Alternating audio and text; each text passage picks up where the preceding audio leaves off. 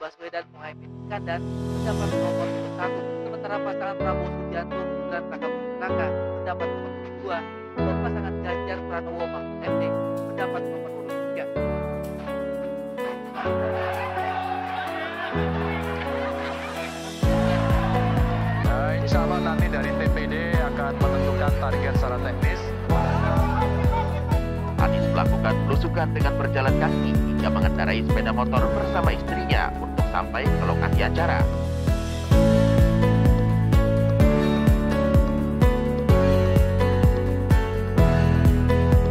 Selamat pagi, menuju siang Bapak Ibu, para hadirin. Selamat datang di acaranya Philips Sekuritas Indonesia. Boleh tepuk tangan untuk Philips Sekuritas Indonesia. Ya, yang berani mengundang kami. Iya. Karena mengundang kami itu selain butuh waktu dan juga butuh keberanian ya. Iya, dan ini karena ini live di YouTube jadi kita agak normatif ya. Takut ada yang melaporkan. Iya betul.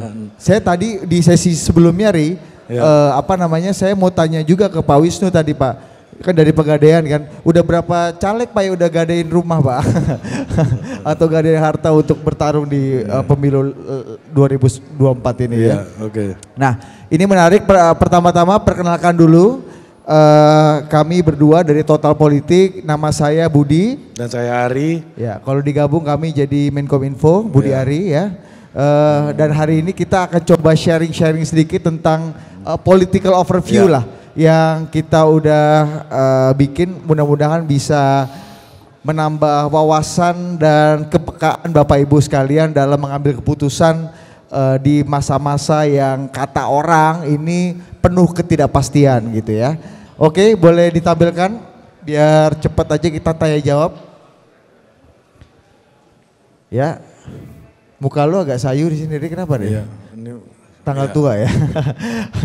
Ini perkenalkan kami dari Total Politik, ini diskusi kita buat dari Maret 2020, sekarang sudah terus berkembang. Intinya kita setiap hari memproduksi satu konten dan artinya kita setiap harinya bicara dan ngobrol dengan politisi dari berbagai macam spektrum. Jadi mudah-mudahan apa yang kami jalani selama ini bisa menambah perspektif Bapak Ibu sekalian. Next. Nah ini kalau ngikutin Bang Poltak ya supaya ada data-data statistik belenduk gini supaya inilah ada nyambung-nyambungnya, nggak malu-malu amat sama Bang Poltak ya. Ini perkembangan viewership kami baik di YouTube, Instagram ataupun TikTok gitu. Next.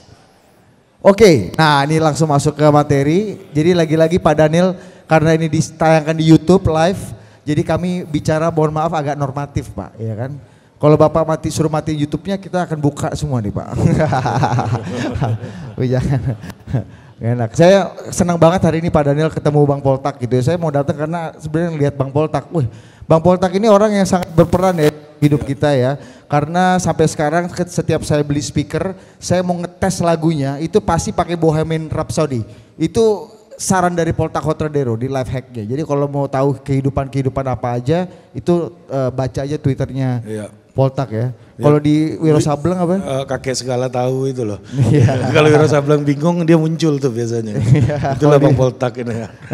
Oke, kita bicara mengenai politik 2024. Kenapa saya mulai dengan desain politik ala Jokowi ya? Ini seperti menyambung tadi apa dikatakan Bang Poltak, secara harafiah atau secara di luar batas kesadaran kita tahu bahwa sebenarnya ini ujung-ujungnya akan terjadi friendly match atau pertandingan persahabatan, karena sebenarnya yang kami dengar bahwa Presiden Jokowi sebagai salah satu aktor politik paling kuat sekarang di Indonesia yang juga nanti bisa dianggap sebagai salah satu kingmaker di pemilu 2024 itu menginginkan awalnya ada all the president man yang bertarung di Pilpres 2024. Supaya apa? Supaya untuk menjamin tadi seperti yang tadi dipresentasikan Bang Poltak, di tengah uncertainty dan proses pembangunan Indonesia ada keberlanjutan yang signifikan. Sehingga sangat wajar jika Presiden Jokowi yang sudah 2 periode menjalani pemerintahan ingin penerusnya melanjutkan apa yang telah dia rintis dan dia bangun. Setelah Pak Prabowo di 2019 bergabung dalam kabinet, sehingga Pak Prabowo dan Mas Ganjar itu dianggap masih menjadi bagian dari kesatuan orang-orangnya atau presiden, all the president men. Tapi Pak Jokowi menginginkan awalnya, ya udahlah nanti di 2024 mungkin ya, itu Prabowo versus Ganjar aja. Karena siapapun yang menang, tujuannya dan visinya adalah keberlanjutan. Jadi aman, kalau bahasa Maduranya cekinongkang ya, kanan kiri untung. Tapi skenario all the president men ini berubah setelah Anies Baswedan dideklarasikan oleh Nasdem pada Oktober 2022. Gamenya menjadi berubah sehingga all the president men itu bertransformasi masuk ke skenario kedua, yaitu skenario against the common enemy. Mas Anies dianggap sejak 2016, 2017 Pilkada DKI Jakarta itu berada di luar spektrum kekuasaan politik atau spektrum politiknya Pak Jokowi, dianggap simbol dari wajah oposisi. Nah, sehingga pada sebelum tahun 2023 dan 2024 skenarionya kemudian berubah ya, tadinya Prabowo versus Ganjar jadinya Prabowo atau Ganjar versus Anies. Sehingga kalau Bapak Ibu pernah mendengar atau sering mendengar, Pak Jokowi sampai detik-detik akhir tetap mengusahakan Prabowo dan Ganjar ini menjadi satu kesatuan, satu paket. Entah Ganjarnya presiden atau Prabowo-nya presiden, tapi Prabowo dan Ganjar ini diharapkan menjadi satu paket untuk melawan the common enemy yang dianggap quote unquote ya, wajah oposisi, yaitu Anies Baswedan. Tapi skenario ini pun akhirnya harus bertransformasi dan berubah setelah projection menggabungkan Prabowo dan Ganjar itu tidak terjadi. Karena momentumnya saat Ganjar dan Mahfud dideklarasikan oleh PD Perjuangan dan koalisinya. Skenario Prabowo, menggabungkan Prabowo dan Ganjar untuk menjadi wajah tunggal keberlanjutan menjadi gagal, sehingga skenario berikutnya kemudian muncul, menunggu Presiden blessing. Jadi akan ada 3 kekuatan penting, yaitu kekuatan PD Perjuangan, Ibu Mega, kekuatan Presiden Jokowi dan Prabowo, dan tentu saja kekuatan Pak Surya Paloh dan Anies Baswedan. Gibran adalah kartu terakhir di mana wajah keberpihakan atau mungkin ya kemana arah dukungan Pak Jokowi itu menjadi jelas. Kenapa arah dukungan Pak Jokowi itu ditunggu dan menjadi prominent, kita akan bahas di slide berikutnya. Next. Nah, ini mungkin Bapak Ibu kalau kita bicara sedikit soal calon wakil presiden ya yang ada. Kemarin itu berlomba-lomba ketiga calon wakil presiden yang terpilih ya menjadi kandidat. Ini tiga-tiganya nggak masuk radar survei yang paling tinggi, ya Ri ya. Ini tiga-tiganya ini tidak masuk, tidak ada di 3 atau 4 besar survei calon wakil presiden kandidat yang paling tinggi. Tapi ketiga calon ini bisa menjadi representasi ya, bisa menjadi kohesi dari ikatan sosiologis yang membuat kandidat semakin kuat atau semakin cocok atau semakin solid. Misalnya perpaduan antara nasionalis religius atau sipil militer gitu ya, antara Pak Ganjar dengan Pak Mahfud, atau misalnya Caimin, meskipun secara survei di bawah Pak Erik, di bawah siapa Sandiaga Uno, di bawah Ridwan Kamil, tapi Caimin dianggap merepresentasikan wilayah Jawa Timur karena basisnya PKB itu Nahdlatul Ulama kuat di Jawa Timur, sehingga dianggap bisa menutupi atau melengkapi puzzle-nya Mas Anies Baswedan yang memang dianggap kurang kuat di kalangan Islam tradisional dan Islam moderat. Dan yang ketiga, Mas Gibran di survei bahkan tidak hampir nggak ada ya. Ada nomor 3 lah. No ya, ada di bawah Erick Thohir, Ridwan Kamil, di bawah Sandiaga Uno.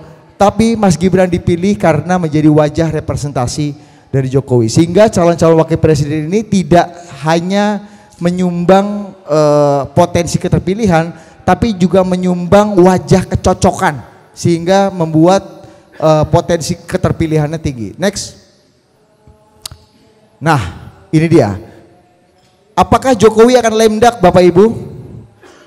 Sekarang kalau kita berkaca dari presiden sebelumnya, Pak SBY, 1 tahun jelang pemilu tahun 2013, banyak data mengatakan bahwa approval rating Pak SBY waktu itu sudah berada di bawah angka 60, bahkan ada yang bilang di bawah 50%.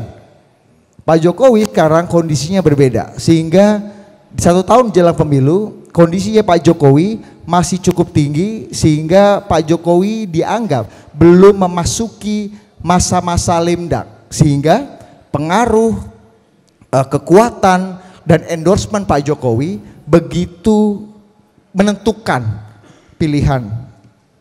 Apa yang menunjukkan bahwa Pak Jokowi itu belum lemdak pada masa-masa ini? Yang pertama, kita tahu Pak Jokowi berani berhadap-hadapan dengan rumah lamanya, PD Perjuangan dan Ibu Mega. Bahkan membuat kita lihat sekarang PD Perjuangan dan Mas Ganjar tentunya ya, belum bisa menentukan arah pilihan positioning yang tepat. Apakah akan bertempur, apakah akan melawan atau berkompromi, sehingga masih sangat dinamis. Karena Pak Jokowi secara quote unquote terbuka berani berhadapan-hadapan dengan rumah awalnya. Yang kedua, approval rating Pak Jokowi sekarang masih cukup tinggi. Beberapa data mengatakan ada yang 75 sampai 76%. Jauh berbeda dengan presiden sebelumnya di 1 tahun masa jelang purna tugas. Yang berikutnya, stick and carrot berjalan baik. Pak Jokowi bisa mengoptimalisasi kekuasaan dengan sangat baik sehingga memberikan carrot, pembagian kekuasaan, pembagian gula-gula yang cukup baik, dan juga memberikan hukuman politik bagi orang-orang atau pihak-pihak yang mungkin berbeda kubu atau berbeda pandangan secara politik. Pak Jokowi melakukan itu dengan baik. Yang berikutnya, permainan roti dan sirkus. Kalau kata Julius Caesar dulu, kalau kamu ingin memikat hati rakyatmu, kamu berikan roti atau sirkus.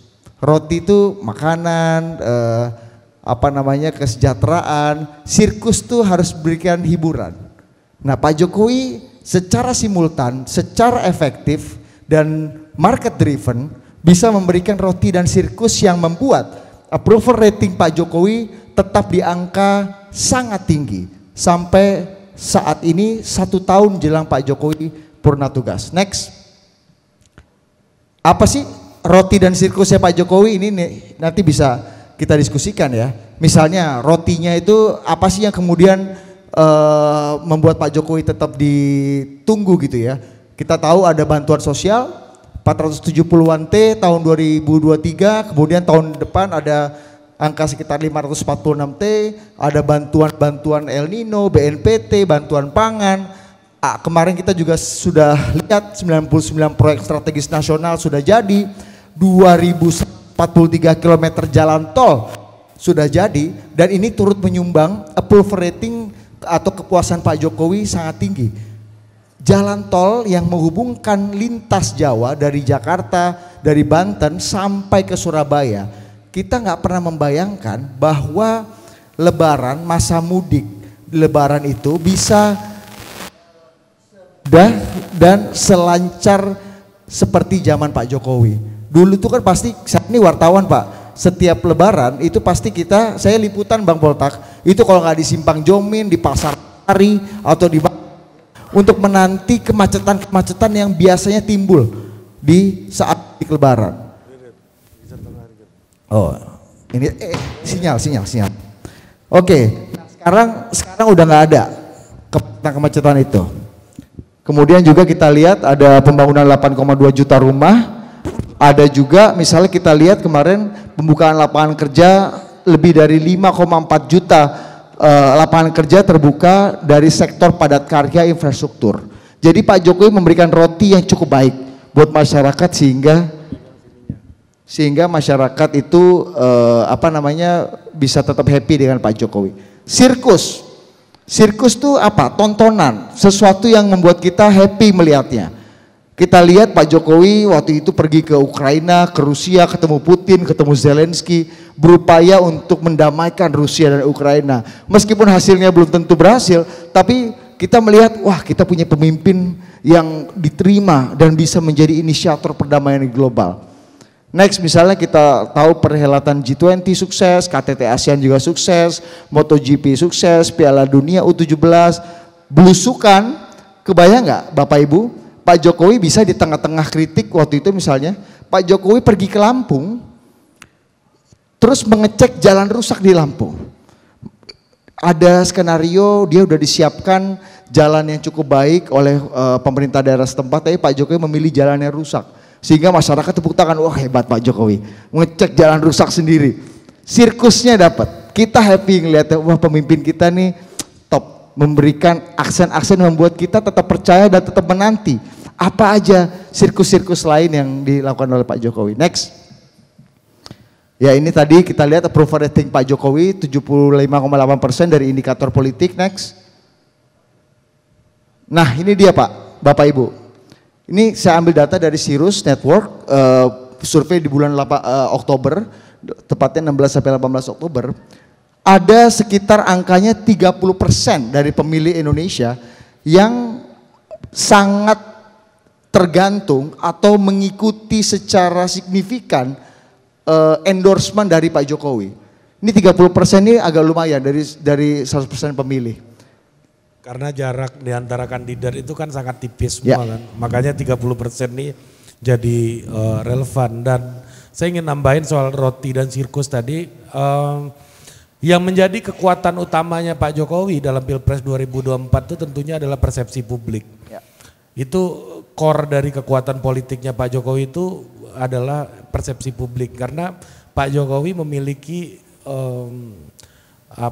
upaya yang sangat panjang dan berbagai macam strategi dari awal pemerintahannya itu memainkan dan mengoptimalkan persepsi publik yang dimiliki gitu. Nah makanya kalau ada orang bicara masalah Pak Jokowi akan menggunakan instrumen-instrumen kekuasaan, ya menurut saya itu setengah benar, iya mungkin gitu. Itu bisa dibilang setengah benar tapi enggak sepenuhnya benar karena kekuatan utama Pak Jokowi sebenarnya yang membuat dia tidak lemdak itu adalah persepsi. Kenapa saya bilang setengah benar? Karena di Indonesia seperti yang Bapak tahu yang pernah berurusan dengan pemerintah itu selalu multi aktor di pemerintahannya. Dari pemerintahan pusat sampai daerah, pusatnya pintunya banyak, daerahnya juga pintunya pasti lebih banyak lagi gitu. Jadi kalau misalnya kita bicara satu institusi, taruhlah kita bicara soal aparat penegak hukum gitu misalnya, di aparat penegak hukum sendiri itu patronnya juga macam-macam gitu. Tidak hanya, jadi struktur Pak Jokowi adalah pemimpin yang sangat sadar bahwa struktur negara itu tidak bisa dikontrol 100%. Sehingga apa? Sehingga karena tidak sadar 100% bisa dikontrol, yang lebih diutamakan oleh Pak Jokowi dan menjadi core kekuatan kepemimpinannya adalah persepsi publik tadi gitu. Karena persepsi publik seperti yang muncul di sini sekitar 30% itu adalah hal yang betul-betul 100% bisa dikontrol oleh Pak Jokowi dan melekat kepada dirinya gitu. Jadi konteksnya kira-kira kayak begitu. Ya, Oke, saya tambahin 30% ini salah satu indikatornya adalah orang-orang yang disurvei ketika disurvei setuju apa enggak? Kira-kira Pak Jokowi lanjut ke periode ketiga. Setuju apa enggak Pak Jokowi perpanjang masa jabatannya? Nah sekitar segini Pak angkanya, 30%. Memang kalau Bapak Ibu lihat di media, headline-nya mayoritas masyarakat Indonesia tidak setuju 3 periode. Ya memang mayoritas, 70% mayoritas, 30% bukan angka yang kecil juga. Ini adalah strong voters Pak Jokowi dan dianggap ini lebih menyumbang potensi elektoral dibanding kandidat-kandidat wakil presiden yang ada gitu. Dan gak ada partai di Indonesia sekarang yang bisa sampai 30% suaranya gitu. Betul, di survei itu paling tinggi apa ya PDI lah ya, 20-an ya. 20%-an. Oke, next kita cepat aja. Ini dia, nah kemana pengaruh Pak Jokowi dari 30% itu 3 bulan lalu saya ngobrol sama beberapa surveyor, dari 30% itu 11% itu jadi gini, dari 30% orang strong voters Pak Jokowi itu lari ke 2 kandidat, ke Ganjar dan Pak Prabowo. 16% lari ke Ganjar, 11% lari ke Pak Prabowo. Itu kondisi 3-4 bulan yang lalu Bapak Ibu. Di bulan Oktober setelah putusan MK, dan ini Mas Gibran belum belum dideklarasikan ya tanggal 18 Oktober. Kan Mas Gibran kalau nggak salah tanggal 20-an berapa ya something. Ini angkanya udah sedikit demi sedikit berubah. Lihat angka yang endorsement ya, berpengaruh aja ya. Angkanya 14% udah ke Pak Prabowo, 13% ke Ganjar Mahfud. 14% Prabowo Gibran, 13% ke Ganjar Mahfud. Ini sebelum Mas Gibran dideklarasikan. Angkanya diperkirakan akan semakin clear ketika arah dukungan atau telunjuk dukungan Pak Jokowi semakin clear juga mengarah kemana. Sehingga komposisinya diperkirakan akan berubah secara signifikan gradually seiring dengan semakin dekatnya kepada pemilu. Next. Nah ini background elektabilitas Bapak Ibu, survei 25 Oktober sampai 13 November dari berbagai macam lembaga survei ya yang saya kumpulkan. Kita lihat gimana nih analisanya? Yang mana? Ini survei-survei terakhir dibaca. Semua lembaga survei itu punya pola yang sama ya dari hasil-hasilnya gitu ya. 40, 30, 30 gitu. Nah, jadi biasanya yang mengurangi suara terakhir itu adalah undecided voters. Nah tetapi dari hasil semua survei ini gitu, itu sangat ditentukan dari survei terakhir di bulan Desember. Kalau survei di bulan Desember ada satu kandidat yang bisa nyentuh angka 48 sampai atau lebih di atas 48%, itu berkemungkinan pemilu kita itu pilpres kita berjalan 1 putaran. Tapi kalau nggak ada yang bisa sentuh 48%, kemungkinan besar strateginya kandidat-kandidat ini juga akan menggunakan skenario putaran kedua. Jadi hasilnya itu sangat ditentukan di bulan Desember ini, tetapi per hari ini ya, kalau kita lihat data per hari ini, 1 putaran itu agak berat gitu. Meskipun mungkin. Masih mungkin gitu, tapi agak berat sekali gitu untuk 1 putaran karena kami juga sebagai pengrajin politik berharapnya 2 putaran gitu. Iya. Kecuali teman-teman financial market capek kan, aduh uncertainty-nya nambah lagi. Karena kalau ada putaran kedua Bapak Ibu akan dilaksanakan 26 Juni. Jadi kebayang nggak Februari, Maret, April, Mei, Juni. Ya. Juni baru bisa napas Bapak Ibu. Tahu nih siapa yang betul-betul jadi presiden terpilih dan baru akan ada rekomposisi lagi ya di market. Itu pun belum tahu juga kalau ada gugatan ke MK segala macam kan bisa sampai bulan Agustus mungkin. Betul. Dan lucunya 3 kandidat itu 3-3-nya declare dan semangat 1 putaran. 1 putaran 3-3-nya. Nah nanti kalau bulan Agustus atau September baru bisa ketahuan siapa presidennya, kemungkinan di September atau November itu akan ada pilkada juga kan? Oh iya. Pilkada serentak juga gitu. Jadi 2024 ini sangat melelahkan sebenarnya secara politik gitu. Iya, meskipun juga kalau kata Bang Poltak setengah penduduk dunia juga lelah juga karena mengikuti pemilu ya. Iya, tapi ya kalau ngelihat ini nih inline sama analisisnya Bang Poltak tadi sebenarnya. Ya kan? Jadi Bang Poltak ini politik juga dia bisa meramal ya. Iya, Bang Poltak kan bilang tadi ada perbankan sektor yang paling prospektif di 2024 gitu ya. Ya otomotif terus properti yang dibeli melalui sektor-sektor perbankan kan. Ya. Selain itu tahu nggak apa lagi? Apa? Alutsista juga. Ya kan? Jadi saya jadi ngerti gitu ya. Kenapa geliat pemilu sekarang itu sangat tergantung sama kandidat yang mendapat endorsement Pak Jokowi gitu. Iya betul. Karena dari situlah semua kekuatan politik yang selama ini mendukung Pak Jokowi itu memberikan dukungan politik berbentuk funding dan lain-lain gitu. Ya kayak kemarin gue ngobrol sama Menteri Koperasi UKM. Aku tanya, Gimana Pak, para pengrajin industri politik di level UMKM ini dalam menghadapi tahun pemilu? Biasanya kan setiap 5 tahunan adalah tahun yang menggembirakan kan, tukang sablon, tukang apa, macam-macam nih, hebat lah kalau kata Bang Poltak yang salah satunya menyelamatkan kita dari global financial crisis juga tahun 2008-2009. Enggak kok, bener kata Bang Poltak, signifikansinya enggak semeriah dan semenggeliat dulu lagi gitu.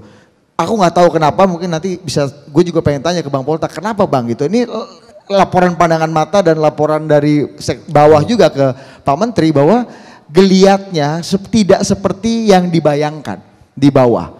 Apakah memang likuiditas kering atau apa? Atau gue ngerti gue. Ya, karena kalau secara politik juga di proses kandidasinya sudah sangat melelahkan kan. Betul. Ya, jadi itu juga menjadi faktor yang sangat menentukan yang membuat di masa electionnya jadi agak landai sekarang gitu. Oke, next. Nah ini tren 3 nama ya. Kita lihat Anies yang biru, Mas Ganjar yang merah, Pak Prabowo yang kuning. Kita lihat dinamikanya, dan kalau Pak Prabowo cenderung naik sampai akhir tahun, Mas Ganjar sebaliknya ya Ria, cenderung turun. Mas Anies stabil.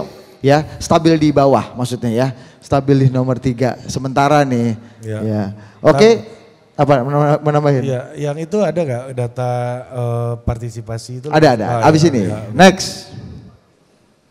Ini nah, nih Ri, coba Ri jelasin. Ya, jadi kalau kita lihat asumsi survei yang ada, survei itu asumsinya adalah partisipasi pemilih itu 100% atau di atas 80% lah. Ya, di atas 100% gitu ya. 80% itu udah angka normalnya segitulah gitu. Nah, jadi kalau partisipasinya sesuai dengan, banyak orang bilang survei itu nggak menggambarkan kenyataan gitu misalnya. Pada satu titik ada benarnya, karena survei itu dilakukan pada waktu survei itu hasilnya itu memotret pada waktu survei itu dilakukan gitu. Tapi kalau kita ikutin hipotesisnya survei gitu ya, asumsi-asumsinya, hampir tidak ada survei itu yang meleset sebenarnya. Apa asumsinya? Kalau survei yang kita lihat di media itu adalah survei yang 100% populasi pemilih itu ikut berpartisipasi gitu. Tetapi apabila partisipasi pemilihnya turun, ya hasil akhir pemilu akan sangat ditentukan oleh pendukung mana yang paling militan gitu. Jadi semakin militan pendukung satu kandidat, maka hasil surveinya akan naik seiring dengan turunnya partisipasi publik dalam pemilu. Jadi makin sedikit partisipasi publik, yang menang itu Mas Anies. Ya, yang biru ya. Ini kita bicara biru. Voters turns out. Ya, kalau 100% pemilih yang menang itu Pak Prabowo, Mas Ganjar, ya kan? Ya. Mas Anies ini dengan asumsi normal. 100% pemilih, Pak Prabowo menang 38, ya. Mas Ganjar 36. Ini survei Oktober ya, Bapak Ibu ya. Ya, sekarang udah berubah. Sekarang pasti udah berubah ya. Tapi makin sedikit partisipasi pemilih di 60%, Mas Anies tuh bisa nyampe angka 37%, Pak Prabowo 31,9 dan Mas Ganjar di 30% gitu. Iya, jadi kalau Indonesia seperti Amerika di mana partisipasi politiknya di bawah 50%, Mas Anies akan menang. Dalam proyeksi voters turns out. Karena dianggap tadi seperti kata Ari, pendukungnya Amin atau Anies dan Muhaimin itu pendukung yang paling militan dan solid. Mungkin habis sholat subuh langsung dia pergi ke TPS gitu ya. Kalau Bang Polta kan nanti dulu lah, kita jam 11 lah. Tunggu kan, lupa denger piringan hitam udah jam 12 gitu, lupa gitu. Bang Polta nunggu quick count dulu kan. Iya. Kadang-kadang nunggu quick count dulu baru ke TPS kan. Oh udah quick count nih gitu kan. Jadi itu. Apalagi satu fakta ya. Satu fakta bahwa pemilu dilaksanakan Bapak Ibu pada tanggal 14 Februari. Hari Valentine. Ya, dan itu kalau kita lihat tanggalan itu minggu sebelumnya itu dikepung oleh beberapa libur nasional, Imlek, apalagi itu ya. Waisak ya. Isra Miraj ya. Macam-macam, Mbak. Jadi cukup cuti 2 hari, Anda udah dapat seminggu lebih tuh. Libur. Kalau cuti 2 hari, cuti 2 hari aja Anda seminggu lebih. Jadi untuk pendukung Pak Prabowo dan Pak Ganjar, kalau asumsi Valentine ini membuat voters turnout atau partisipasi pemilih itu menurun, ya siap-siap untuk ngelihat Pak Anies menang pemilu atau masuk putaran 2 gitu. Betul. Salah satu harus tersingkir antara Pak Ganjar dan Pak Prabowo gitu. Betul sekali. Karena 14 Februari siapa tahu kan nanti ada diskotik ternama bikin diskon ya kan, hotel-hotel ternama juga bikin sale kan. Kalau yang kelas menengah atas itu saya ada jokesnya MBS TPS ya, MBS TPS. Itu langsung rusak tuh imajinasinya. Iya, jadi liburan ini apalagi hari kasih sayang ya tanggal 13 biasanya kita senang-senang sama pasangan kita ya, sama pacar kita, pesta dulu. Besoknya bangun siang gitu. Takutnya seperti itu. Nah, hal-hal seperti ini yang secara data ya, itu potensial melanda pemilihnya Pak Prabowo atau pemilih Pak Ganjar. Nah, pemilih Mas Anies agak jarang tuh. Agak jarang. Menikmati cocktail effect Valentine ya, mungkin ya dianggap di sini ya. Enggak merayakan mereka kebanyakan tuh kayaknya. Melakukan. Merayakan. Melakukan tapi nggak merayakan. Oke, next. Oke, next. Nah, sebelumnya. Next. Nah, ini dia. Ri, ini tidak hanya 3 kandidat Bapak Ibu, tapi kita melihat pemilu kali ini juga the battle of the kingmakers antara Pak Surya, Pak Jokowi dan Bu Mega. Tidak hanya kekuatan 3 kandidat, tapi kekuatan 3 orang di belakangnya. Ini Bapak Ibu yang paling tahu seberapa kekuatan kapitalnya, seberapa pengaruh politiknya, seberapa punya networking untuk bisa membantu kemenangan para kandidat-kandidat yang didukungnya. Ini kurang lebih seperti ini. Next. Bapak Ibu, para hadirin, artinya ada yang bilang politik itu cuma sampai leher aja, jangan sampai hati. Karena pada ujung-ujungnya banyak orang memprediksi seperti lagi-lagi Bang Poltak ya, karena kita cuma kenal Bang Poltak jadi gue sebut terus di sini kan. Bang Poltak lagi ke toilet lagi. Ujung-ujungnya Bapak Ibu, sekeras-kerasnya pertarungan, namanya friendly match, pasti ujungnya akan salaman dan berpelukan. Ini yang diprediksi orang bakal terjadi di pemilu 2024. Siapapun yang menang itu akan menjadi bagian dari pemerintahan berikutnya. Misalnya kalau Pak Prabowo yang menang, Mendagrinya Mas Ganjar, Menko Polhukamnya Pak Mahfud, Mas Anies Menlu atau Menteri Pendidikan gitu kan. Gitu ya misalnya ya, Caimin jadi Menko PMK atau Menaker gitu misalnya. Kalau Mas Ganjar yang menang, Pak Prabowo jadi Menhan, Mas Gibran jadi Menteri Menpora misalnya, pariwisata, ekonomi kreatif. Pak siapa tuh, Caimin tetap jadi Menaker, Mas Anies jadi Menlu atau Mendiknas. Begitupun dengan Mas Anies, ujung-ujungnya Pak Prabowo jadi Menhan, gitu-gitu lagi. Kemungkinan besar akan terjadi seperti itu karena elit-elit kita sekarang kita nggak mengalami pertentangan politik sebesar 2 kali pemilu yang lalu Bapak Ibu. Satu hal yang patut kita syukuri di pemilu 2024 kali ini kita hampir tidak pernah ada lagi friksi mengenai politik identitas yang mengerikan. Ini itu ibaratnya kalau kita berantem itu luka bacoknya itu susah sembuhnya. 2 kali pemilu yang lalu. Tapi sekarang ini pertarungan politik biasa aja. Dan Bapak Ibu bayangkan setajam-tajamnya, sekeras-kerasnya pertarungan politik di Indonesia pasca reformasi yang tidak melibatkan politik identitas ya, nggak perlu ada keluar grup WhatsApp atau cerai suami istri. Sekeras-kerasnya pertarungan politik pasca reformasi adalah pertarungan dan friksi politik antara Ibu Mega dengan Pak SBY. Itu sekeras-kerasnya pertarungan politik pasca reformasi. Tapi apa yang terjadi? Mereka masih tempur sampai sekarang, mereka masih tidak cocok. Tapi kita kan masih bisa berjalan, politik masih bisa jalan dengan baik. Masyarakat tetap damai, kita tetap bisa berbisnis dengan baik. Itu friksi politik di elit aja antara Bu Mega dan Pak SBY. Dan kemungkinan friksi itu juga mungkin akan terjadi di level ini dan ujung-ujungnya akan rekonsiliasi. Gitu. Next. Nah, tidak ada lawan dan kawan yang abadi. Saya mau kasih perspektif buat Bapak Ibu ya. Prabowo menjadi cawapres Megawati pada tahun 2009 dan mendukung Jokowi sebagai Cagup Jakarta pada tahun 2012. Ya, dulu nih. Fakta kedua, Prabowo telah melawan Jokowi dalam 2 kali pemilu berturut-turut, namun menjadi Menteri Jokowi dan kini menggandeng Gibran sebagai cawapresnya. Yang ketiga, Mahfud MD pernah menjadi ketua tim kampanye Prabowo 2014 dan kini menjadi cawapres Ganjar dan melawan Prabowo. Berikutnya, Anies pernah menjadi tim kampanye dan Menteri Jokowi dan didukung oleh Prabowo sebagai Cagup Jakarta, kini Anies menjadi lawan dari keduanya. Yang terakhir, Sandiaga Uno adalah cawapres Prabowo di tahun 2019, namun kini berkoalisi dengan Ganjar melawan Prabowo. Artinya, nggak ada kawan dan lawan yang abadi, biasa aja gitu dalam politik, bertukar-bertukar. Tapi ujung-ujungnya mereka tetap rekonsiliasi dan bersatu lagi.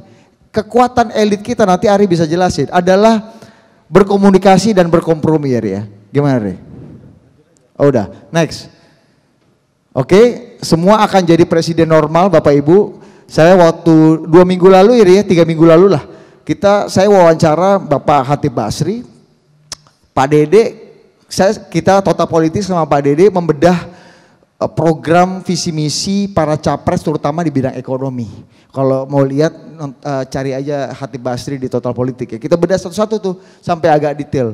Dan ujung-ujungnya kita menemukan bahwa tiga-tiganya sama. Nggak terlalu banyak berubah dan memang ujung-ujungnya itu ya namanya kampanye ya harus bicara hal-hal yang sangat populis gitu.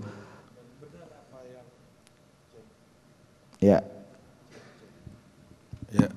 Dan benar apa yang dibilang sama Bang Poltak tadi, kita setuju bahwa ruang perubahan itu sekitar 12% itu gitu. Jadi agak sulit membayangkan akan ada sebuah perubahan yang radikal ya dalam kebijakan-kebijakan yang akan diambil oleh pemerintah berikutnya, apalagi dengan fakta politik bahwa siapapun yang menang itu akan bersanding semua gitu lawan-lawan politiknya gitu. Betul. Kalau kata Bang Dede, semua akan menjadi presiden yang normal Pak Daniel setelah 3 bulan berkuasa.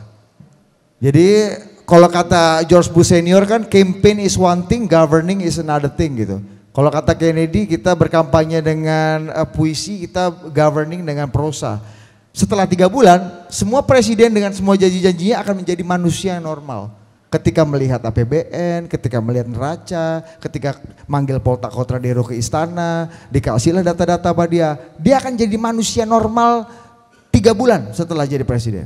Itu prediksi kita. Jadi janji-janji kampanye, mungkin halusinasi populisme yang mereka ungkapkan sekarang, itu akan dia koreksi 3 bulan setelah masa honeymoon itu terjadi gitu. Itu prediksi kami ya. Next. Nah, ini politician goes where the voters are. Ideologi adalah konsekuensi dari situasi. Jadi sekali lagi Bapak Ibu, kalau tanya apakah satu yang lebih free market, satu lebih strukturalis, satu lebih kiri, satu lebih proteksionis, enggak. Hampir semuanya kalau bisa dibilang enggak ada ideologi yang kuat mendasari atau melatar belakangi para kandidat capres sekarang Pak. Semuanya memang orang-orang yang sangat market driven.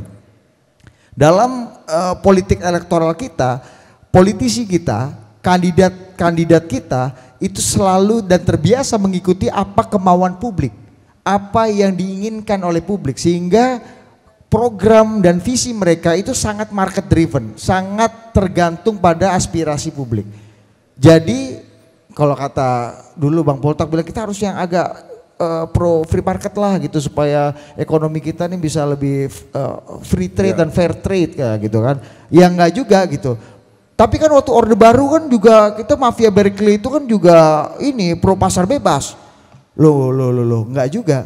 Coba bayangin ya, kalau misalnya kita tahu gitu tahun 70-an tim ekonominya Pak Harto dipimpin oleh Pak Wijoyo Nitisastro CS. Kita bisa sebut orang-orang Berkeley Mafia. Ketika tahun 70-an, kebijakan-kebijakan ekonomi Orde Baru waktu itu dibentuk dan dibuat itu sangat intervensionis, sangat strukturalis, dan sangat tidak pro pasar. Bang Poltak bisa kasih 3 SKS soal itu. tahun 70-an. Ketika kita punya uang, kita lagi kaya Pak, lagi oil boom, lagi bonanza minyak, shale gas belum ditemuin. Tahun 70-an dipimpin oleh Pak Wijoyo, kita punya ekonomi yang intervensionis luar biasa. Di mana negara memimpin dan mengintervensi setiap sendi-sendi kehidupan masyarakat. Kalau di Amerika itu kan kita mengenal pro-choice, pro-life gitu misalnya kan. Ada perdebatan yang bentuknya itu pemikiran ideologi kayak gitu ya. Walaupun swing votersnya juga besar gitu. Kalau di Indonesia itu nggak ada perbedaan di dalam paradigma ekonomi, di dalam politik. Satu-satunya yang berbeda dari berbagai macam hasil riset antara semua kekuatan politik di Indonesia itu adalah hubungan agama dan negara gitu. Cuma itu aja yang beda. Itu paling jelas tuh. Paling jelas, ada yang bilang agama harus masuk ke negara, ada yang bilang harus berjarak dengan negara. Tapi soal ekonomi, soal politik, soal pemerintahan itu sama semua gitu. Perdebatannya apakah toa masjid itu desibelnya diatur apa dibiarkan bebas? Apakah ulama itu disertifikasi apa dibiarkan? Itu beda-beda tuh. Itu beda-beda tuh. Itu sangat bisa kelihatan. Nah kalau di ekonomi enggak? Kerakyatan semuanya. Iya semuanya nasionalis religius kan, kerakyatan apalah Bang Poltak aja pusing dia. Gitu. Padahal kita nanya Bang Poltak pusing gimana kita kan. Nah jadi gitu Bapak Ibu. Tahun 70-an ekonomi kita dipimpin oleh Pak Wijoyo, teknokrat dari Berkeley. Kita masuki era intervensionis. Tapi di tahun 80-an, setelah 81-82, kita mulai terjadi liberalisasi ekonomi secara serius. Terjadi deregulasi, bank-bank swasta muncul, private sector bergeliat. Kita masuk ke era liberalisasi ekonomi. Ekonomi kita yang lebih terbuka. Siapa teknokrat dan ekonominya Bapak Ibu?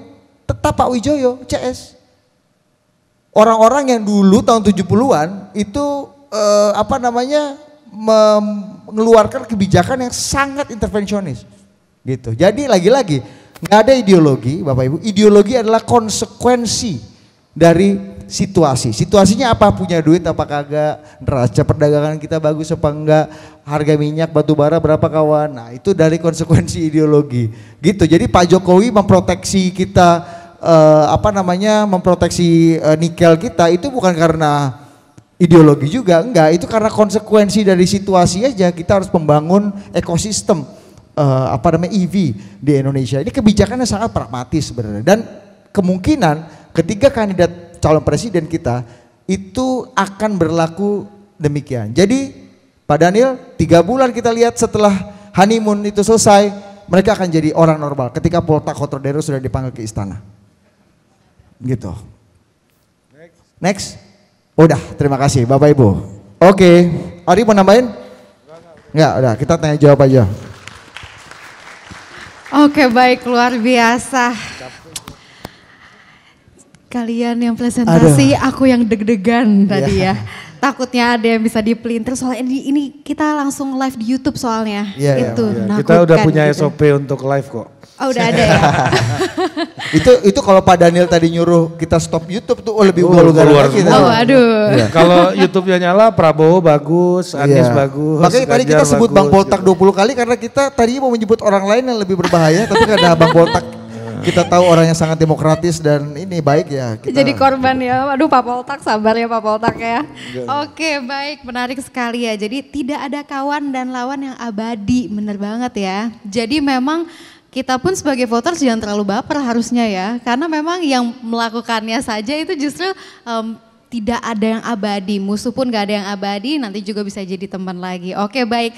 Saya nggak mau bertanya karena saya yakin sekali banyak sekali Bapak Ibu yang sudah ini muka-mukanya ingin bertanya. Jadi langsung saja pertanyaan terbaik, jangan lupa akan mendapatkan door prize spesial. Jadi silakan Bapak dan Ibu, apakah ada yang ingin bertanya? Oke, silakan Bapak yang di table 4 terlebih dahulu. Oke. Ya Bapak, pengusaha nikel apa batu bara Pak? Silakan Pak, namanya dan pertanyaannya apa? Selamat siang, sebelumnya terima kasih saya ucapkan pada Philips. Saya Benny, Mas Topo cabang Tangsel. Thank you bro. Ya, Ada juga Mas Topo yang ikut financial market gini ya. Mas Topo tuh masyarakat total politik pada penontonnya total politik. Iya. Oke, thank you Mas Budi, Mas Ari memberikan pencerahan ya di acara ini. Sebelumnya saya disclaimer dulu, saya mohon maaf apabila di sini ada simpatisan dari parpol tertentu, capres tertentu, atau bahkan ada caleg dari partai tertentu ya. Tujuan saya bertanya bukan untuk hanya untuk pembelajaran dan bercoba berpikir rasional. Situasi mulai menghangat ya, Bapak Ibu sekalian. Ada yang nangis di podcast, ada yang teriak lawan, ada yang mau dirubah-rubah, begitu, yang joget-joget. Tetapi saya berpikirnya kontraproduktif ya, karena berteriak begitu, tetapi mereka adalah bagian dari sistem. Mereka selama 9 tahun menikmati apa yang sudah ada di dalam sistem begitu. Dan tadi sudah disampaikan, terima kasih, bahwa semua ini adalah lawan yang tidak ada lawan yang abadi, semuanya kepentingan. Tetapi ada satu tesis yang kami mohon diberikan pencerahan, terutama adalah tesis bahwa PDIP sebagai partai terbesar itu memiliki sejarah bahwa mereka tidak takut untuk berhadapan diametral dengan siapapun penguasa ya. Jadi mohon pencerahan kepada kami, apa yang akan terjadi apabila calon nomor 2, di mana ini adalah calon yang diametral dengan PDIP ya, karena didukung oleh Pak Jokowi, itu memenangkan pertarungan. Atau apa yang terjadi apabila paslon nomor 1 yang tagline-nya adalah perubahan memenangkan kontestasi ini, terutama terhadap bagaimana kondisi politik kita setelah mereka memenangkan. Begitu, terima kasih. Sorry agak panjang. Baik, terima kasih Pak Benny. Silakan. Aduh, ini pertanyaannya rumit juga ya. Kalau saya sih ngelihat tetap dengan hipotesis yang pertama tadi, karena di tengah situasi hari ini dengan 3 kandidat ini membuktikan bahwa tidak ada satu kandidat pun atau satu kekuatan pun yang betul-betul dominan. Jadi politik kita itu makin terdistribusi, makin terbagi sama banyak gitu di berbagai macam keranjang kekuatan politik. Jadi agak berbeda dengan situasi 2 pemilu sebelumnya yang lebih terpolarisasi ya. Kalau Anda bukan cebong, Anda kampret. Sekarang kan nggak banyak lagi istilah itu keluar di ruang publik kita gitu. Karena apa? Karena kekuatan politik itu menjadi lebih terbagi dan terkocok ulang. Jadi ketika kita bilang Anies, misalnya orang menyebut pendukung Anies selama ini dengan sebutan kadrun gitu misalnya ya. Tapi hari ini ada PKB di situ. Ada Nasdem di situ yang selama ini menjadi pendukung setianya Pak Jokowi, yang mana PKB itu adalah partai dengan segmen pemilih Nahdlatul Ulama gitu, yang selama ini berada di belakang Pak Jokowi juga gitu. Itu contoh satu gitu. Di contoh ke 2 gitu, kalau kita bilang isu polarisasi ini menjadi tidak relevan lagi gitu ya. Nah, sehingga apa? Sehingga kemungkinan untuk kembali bergabung di setelah pemilu itu menjadi semakin terbuka gitu. Siapapun yang menang di pemilu ini pasti mereka akan ajak orang yang menjadi lawan politiknya. Karena apa? Karena dengan kekuatan politik mereka hari ini itu sungguh tidak cukup untuk menjalankan pemerintahan ke depan. Karena apa? Karena kekuatan politiknya sangat sedikit. Coba kita lihat ya, PDI itu sebagai partai pemenang pemilu yang lalu, kita kemungkinan berbagai macam survei menunjukkan PDI juga akan menjadi pemenang pemilu di 2024 walaupun jaraknya semakin tipis sama Gerindra ya. Itu jumlahnya sekitar 20%-an. Kalau misalnya partai koalisinya PDI itu tidak ada yang lolos ke parlemen di mana banyak prediksi juga mengatakan P3 sekarang juga tidak lolos ke parlemen gitu ya. Ada Perindo, Hanura, dan apabila semuanya itu tidak lolos ke parlemen gitu, PDI akan jadi satu-satunya partai penguasa nanti. Kalau PDI yang menang gitu, kalau Ganjar yang menang, ya itu satu. Paling tidak, kalaupun 2 putaran, pasti yang kalah itu gabung sama salah satu gitu ya. Kalau misalnya sampai putaran 2 nggak ada yang gabung sama PDI dan Ganjar menang, itu 20% di parlemen itu nggak cukup untuk menjalankan pemerintahan gitu. Mau nggak mau ya balik lagi, ini konsekuensi untuk mengajak orang lain untuk bergabung gitu ya, mau nggak mau. Jadi karena jangankan dengan 20%, udah mayoritas 50% plus 1 aja di parlemen, itu negosiasinya juga belum tentu lebih mudah gitu.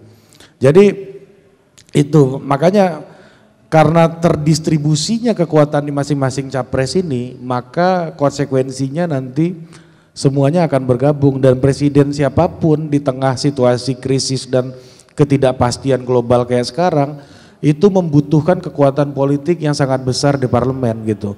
Mereka membutuhkan kekuatan politik yang benar-benar bisa mereka pegang dan benar-benar bisa mereka gunakan untuk menjalankan pemerintahan. Dan itu sudah dilakukan oleh Pak Jokowi, Pak SBY, dan presiden-presiden sebelumnya juga sudah melakukan itu gitu. Nah jadi ya, ke depan menurut saya partai yang bergabung dengan pemerintahan terpilih itu jauh lebih besar daripada yang sekarang. Kalau sekarang itu yang di luar pemerintahan itu ada PKS dan Demokrat yang jumlahnya sekitar nggak nyampe 15% ya, nyampe 15%. Mungkin di pemilu besok jumlahnya mungkin nggak nyampe, lebih rendah lagi partai yang di luar pemerintahan mungkin gitu.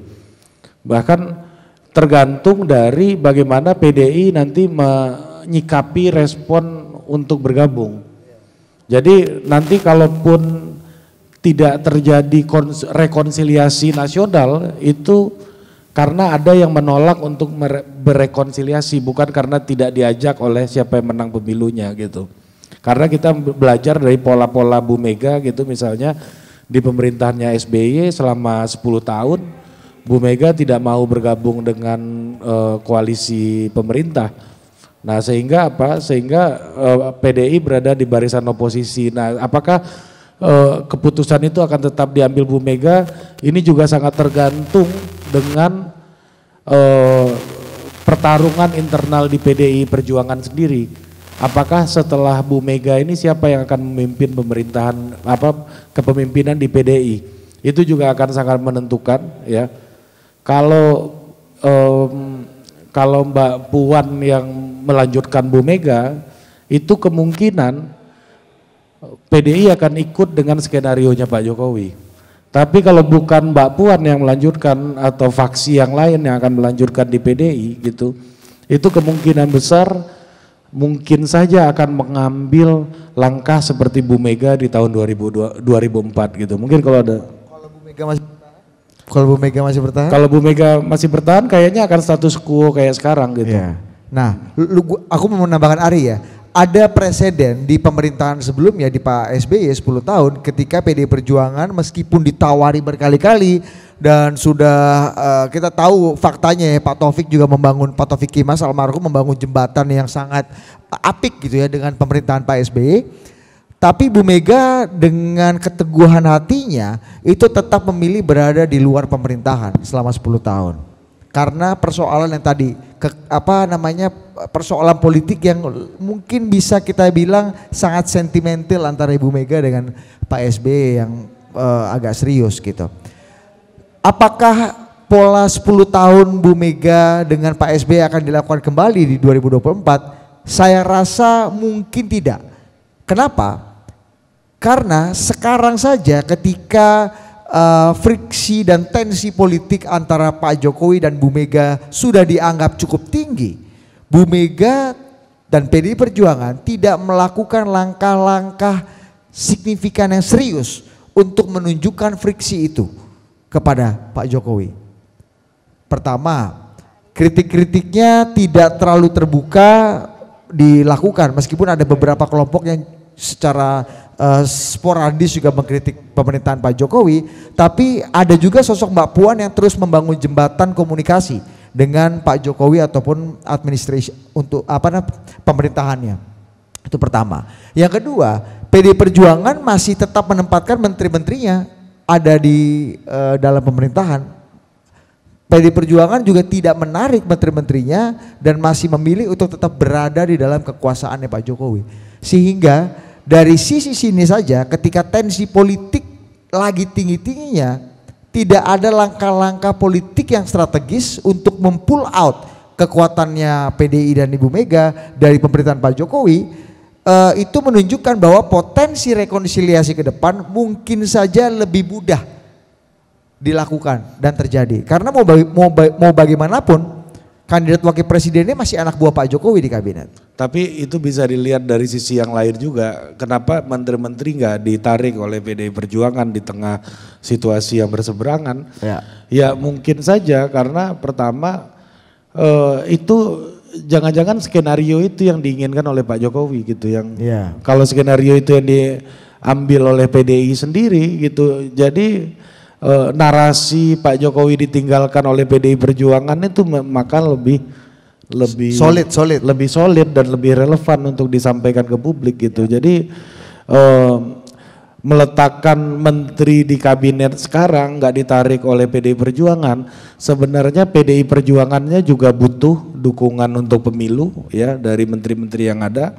Di sisi yang lain Pak Jokowi juga butuh itu. Untuk melegitimasi bahwa aktor negara itu nggak tunggal. Jadi aktor negara itu PDI sendiri juga di pemerintah kok. Ya ada Gerindra di pemerintah juga, semua ada pemerintah juga. Gitu. Jadi dua-duanya ini bahasanya cekinongkang, sama-sama untung sebenarnya, gitu ya. Dan tapi ada kesulitan juga buat Mas Ganjar dan PDI Perjuangan ketika misalnya narasi mengenai pelemahan demokrasi, potensi tidak netralnya aparat negara gitu misalnya itu digelontorkan atau dikeluarkan secara masif gitu ya, itu juga memberatkan dalam positioning politik sekarang karena kita tahu di dalam kabinet Menko Polhukamnya Pak Jokowi yang membawahi tentara, polisi, ASN, intelijen itu koordinasinya di bawah Pak Mahfud kan. Bahkan DKPP kan. Apa? DKPP. Betul. Penyelenggaraan pemilu itu PIC pemerintahnya itu Pak Mahfud gitu. Betul. Ketua Kompolnas Pak Mahfud gitu. Jadi dia membawahi instrumen politik hukum keamanan yang dianggap berpotensi melakukan pelanggaran gitu ya di 2024 ini itu berada di bawah koordinasinya Menko Polhukam Pak Mahfud. Misalnya kalau ASN dianggap punya potensi untuk tidak netral, Menpan RB-nya masih PDI Perjuangan Pak. Dia bisa lakukan penindakan sesuai dengan aturan gitu karena Menpan RB-nya PDI. Kalau dianggap bansos ratusan triliun bisa berpotensi menjadi pork barrel policy yang dianggap bisa berpotensi menjadi suap politik lah atau apapun gitu ya. Loh, leading sektornya dari bantuan sosial siapa? Kementerian Sosial. Mensosnya masih PDI Perjuangan. Artinya di sisi lain di samping tadi cekinongkang sama-sama untung tadi, ini juga menyulitkan Mas Ganjar dan PDI Perjuangan dalam memilih positioning politik gitu dalam pertarungan pemilu dan Pilpres 2024 gitu. Oke baik, terima kasih Pak Budi juga Pak Ari atas Lu jangan panggil Pak dong, Pak tuh Pak Poltak aja, kita Budi Ari aja. Aduh, Menkominfo dong berarti ya kalau Budi Ari. Oke. Kita akan memasuki sesi pertanyaan selanjutnya. Baik, singkat saja kita dari online terlebih dahulu. Saya Abdullah Emir Pramudia, saya ingin bertanya, di era Pilpres seperti ini, pasar modal mencari presiden seperti apa? Kebijakan ekonomi seperti bagaimanakah yang diharapkan oleh pasar modal? Terima kasih. Baik, singkat saja mungkin Pak Ari, Pak Budi. Oke, kalau saya sih nggak ngerti pasar modal ya Pak Ibu, terus terang aja karena kayaknya belum pernah berinvestasi di dunia finansial kayak begini, market juga karena di politik kebanyakan transaksinya cash kan. Makanya pembatasan uang kartal, orang politik pusing semua pasti itu kan. Arahannya ambil dulu cashnya Dinda. Iya. Jemput sini dulu kan. Nah, prakteknya kayak begitu. Nah, tapi saya ingin menjawab pertanyaan ini dengan analogi sederhana aja. Kalau buat saya memilih seorang pemimpin presiden itu lengkap dengan kekuatan politik pendukungnya. Memang ideologi politik nggak ada di Indonesia, tapi tradisi di masing-masing kekuatan politik itu ada. Misalnya teknokrat banyaknya di partai A, aktivis-aktivis banyaknya di partai B, terus ulama-ulama banyaknya di partai C gitu. Coba Bapak Ibu pelaku market tuh bayangkan seorang capres ini dengan kekuatan pendukungnya. Kira-kira dari semua kekuatan pendukungnya, yang mana market paling mungkin untuk ajak bicara? Sama orang partai A mungkin nggak diajak bicara, partai B mungkin nggak diajak bicara. Nah itu pasti Bapak Ibu tahu jawabannya masing-masing di hati masing-masing gitu. Makanya ketika market akan memilih seperti apa, kalau ditanya saran saya salah satunya adalah memperhatikan kekuatan politik pendukungnya. Kalau dengan Nasdem misalnya, kita bayangin orang Nasdem gitu bisa kita ajak bicara, berarti ya nggak ada salahnya juga untuk mempertimbangkan Mas Anies. Kalau orang PDI kita anggap bisa bicara, nggak ada salahnya mempertimbangkan Mas Ganjar dan juga Pak Prabowo. Kalau misalnya orang Gerindra, orang PAN atau orang Golkar rasanya mudah diajak bicara gitu ya, dengan kultur politiknya itu tidak salah juga mempertimbangkan Pak Prabowo. Mungkin itu aja analogi sederhananya gitu. Oke baik, terima kasih Pak Ari. Harusnya Pak Poltak yang jawab kalau begini ya harusnya ya. Oke, tapi kita tahan dulu, kita masih ada waktu untuk pertanyaan. Mungkin yang offline terlebih dahulu, apakah ada yang ingin bertanya Bapak dan Ibu yang berada di sini? Kayaknya udah pada lapar deh, Klar. Oke, satu pertanyaan lagi nggak apa-apa ya? Oke, silakan Pak. Namanya ya Pak. Izin mic-nya tolong panitia. Terima kasih, saya Taufik dari Investor Philip. Tadi kan paparan dari Mas Budi dan Mas Ari itu kan menyatakan bahwa siapapun presiden terpilih itu sebetulnya kan cinca-cinca saja ya. Tapi kita baca juga di media massa bahwa posisi paslon nomor 1 Anies itu kan masalah ada isu yang krusial yang dengan tegas dia kelihatannya menolak masalah IKN gitu ya, meneruskan masalah IKN itu bilang hanya menguntungkan politik ASN dan segala macam. Nah kita tahu bahwa isu ASN itu, isu IKN itu isu yang nilainya itu ratusan triliun, jadi itu saya pikir tidak bisa sangat signifikan kalau itu dibatalkan gitu kan. Jadi menurut Mas Ari dan Mas Budi kira-kira gimana itu kelanjutannya nanti? Kalau paslon yang satu yang menang dan dia dengan tegas melaksanakan janjinya, meskipun kata Pak Poltak ruang untuk berekspresi itu cuma 12% di APBN gitu kan. Siap. Gitu. Terima kasih Pak Taufik. Musim pemilu adalah musimnya kita mencari positioning dan diferensiasi terkait dengan isu untuk memikat masyarakat. Tergantung ini nih, market drivennya seperti apa. Kita lihat untuk menyenangkan market kita sehingga kita terpilih. Tapi lagi-lagi kembali ke tesisnya Pak Dede Basri, bahwa setelah 3 bulan dia terpilih, dia akan menjadi manusia yang sepenuhnya normal. Apalagi kalau Poltak Kotrodero udah datang 1,5 bulan, maka bulan kedua udah jadi normal sebelum bulan ketiga. Artinya Pak Taufik, bahwa nanti presiden terpilih yang baru itu pasti akan membuka data terbaru, situasi terkini, kondisi keuangan, potensinya seperti apa, dan kira-kira akan sejauh mana IKN baru ini akan dilanjutkan dan akan proyeksikan gitu Pak. Mas Anies pun misalnya sekarang nih ya, dia menolak IKN, tapi begitu nanti ketika presiden terpilih dan jadi presiden yang normal setelah dia membaca data, dia bilang kayaknya lebih banyak ruginya kalau gua stop nih. Jadi gua akan teruskan dengan pembatasan tertentu gitu misalnya.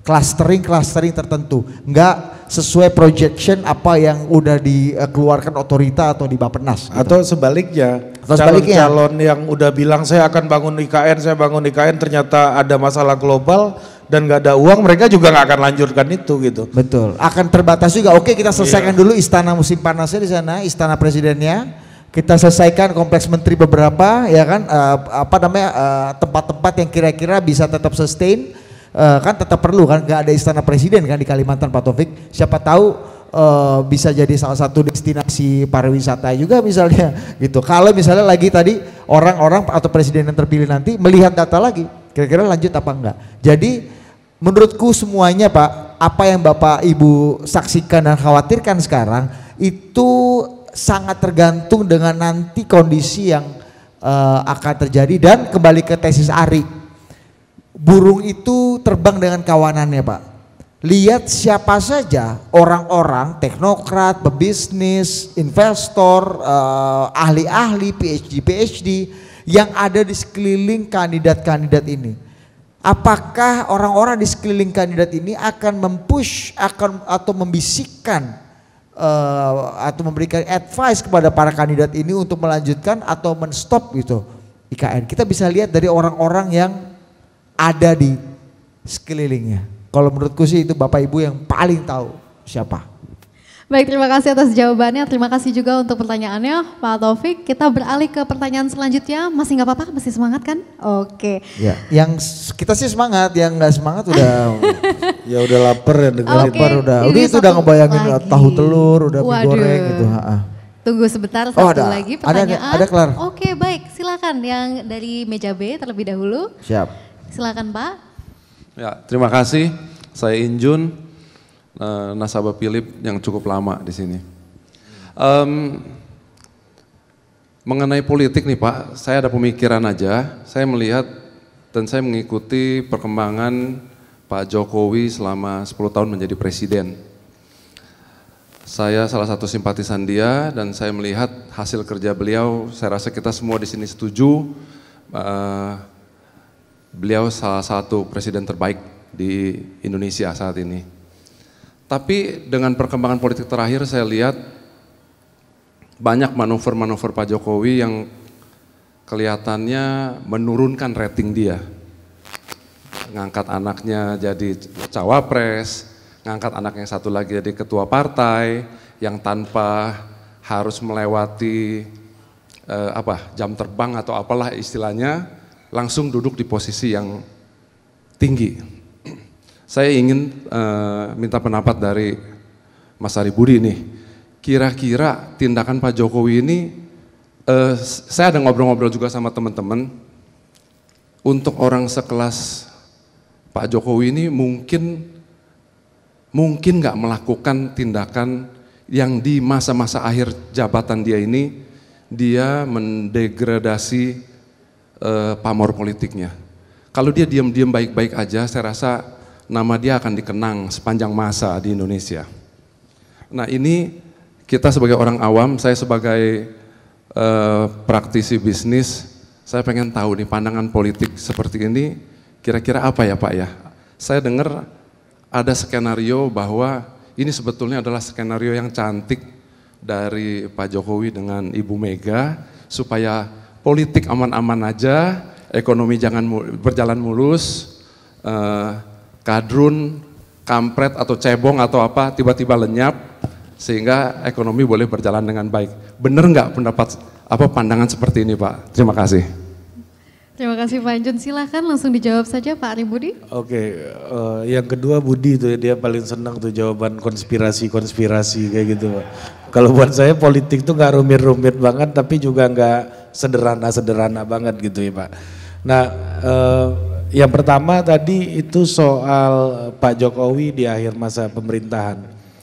Kalau menurut saya itu kan yang diambil Pak Jokowi itu kan pilihan-pilihan berisiko ya, anaknya jadi ketua partai seperti yang Bapak bilang tadi. Ini sama kayak kita Pak, kalau uang kita banyak, kita investasi di barang-barang berisiko tinggi kan juga fleksibel gitu.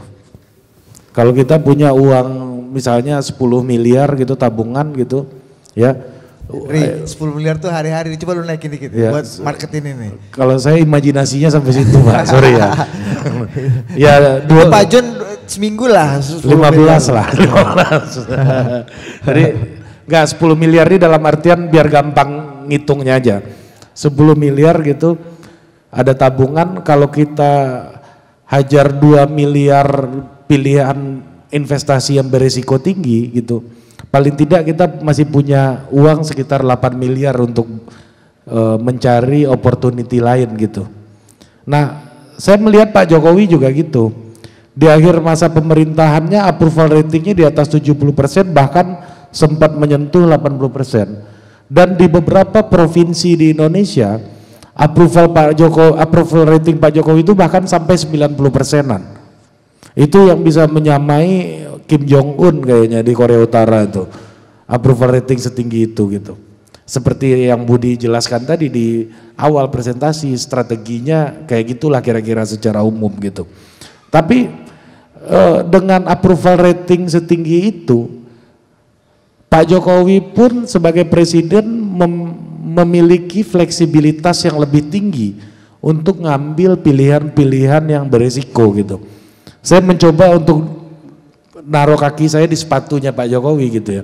Tapi kalau misalnya approval ratingnya cuma 60%, 50% gitu, pilihan beresiko tinggi pun mungkin kebijakan yang harusnya dia ambil untuk mensejahterakan rakyat pada umumnya aja, mungkin dia akan berpikir juga untuk ngambil gitu.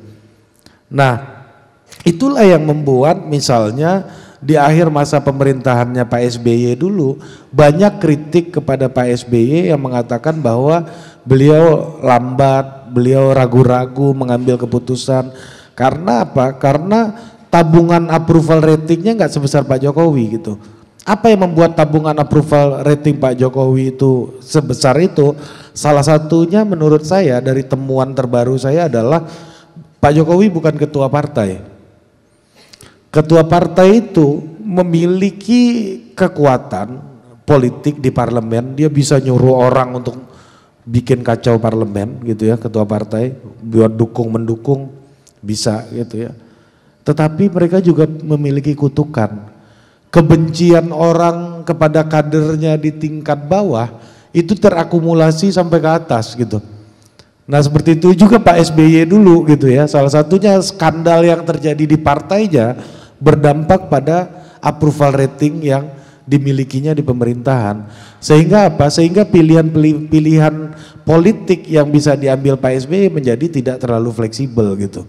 Selain juga tentunya beliau pro nilai-nilai paham betul demokrasi barat gitu ya, dan ingin mengulangi kehidupan seperti George Washington yang setelah menjadi presiden terus menjadi penulis buku dan pelukis di kebun anggurnya gitu, di perpustakaannya di kebun anggur gitu. Saya membacanya kayak begitu sih Pak. Ya, aku nambahin dikit aja Pak Jun. Yang pertama, etika dan moral dalam politik Pak itu sangat subjektif nilainya.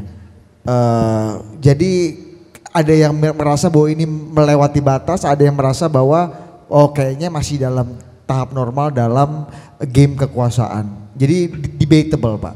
Itu yang pertama. Yang kedua, dari problem ethics dan morality yang tadi dirasakan oleh publik terkait dengan game kekuasaannya Pak Jokowi, apapun kita boleh suka atau tidak suka, tapi Pak Jokowi tidak melanggar aturan dan konstitusi manapun gitu Pak.